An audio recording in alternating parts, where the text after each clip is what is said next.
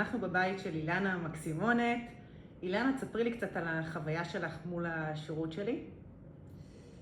קודם כל, בלי שום קשר למקצוע, שאני אדם מקסים. חייכני הרגיעה אותי כל הזמן, ואני יצאתי עליה. וכל מה שהיא הסבירה ואמרה היה בסדר גודל של היגיון. יש לה נוכחות, כמו שאתם רואים את הבית. התוצאה מדהימה. ממש היה כיף, נהניתי מכל רגע איתה. היא בן אדם חייכן, רגוע, נותן מעצמו, מקדיש, עובד מכל הלב. תודה. עבור הפרויקט שלה. בכל מקרה זה מה שאני הרגשתי. איזה כיף לשמוע.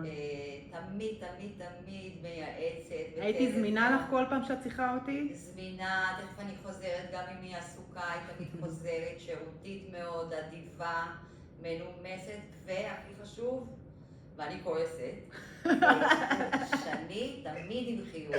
חמודה. תמיד עם חיוך, יודעת להרגיע, ומכוונת בדיוק לאן שאתה רוצה להגיע. מה אנשים חושבים על הבית שלך? מה את מרגישה?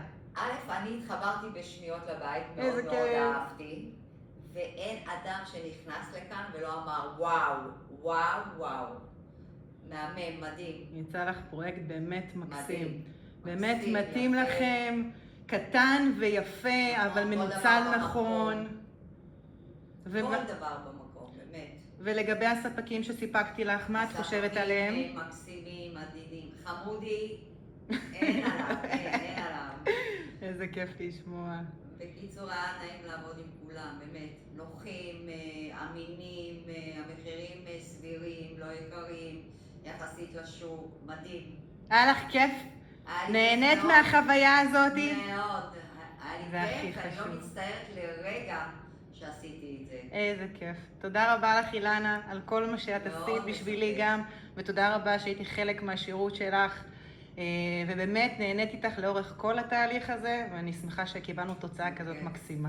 בכיף. תודה.